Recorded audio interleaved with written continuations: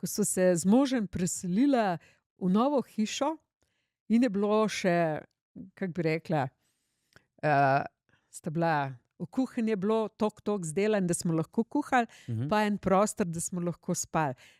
Po tleh je bil beton, pa tisti plohi so bili, da smo čez hodili.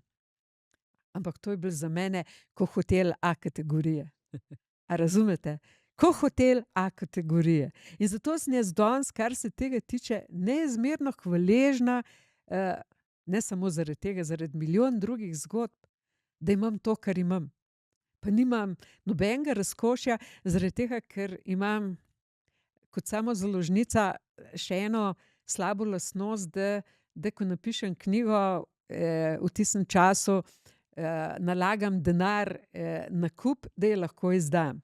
To pomeni, da Nimate jahte.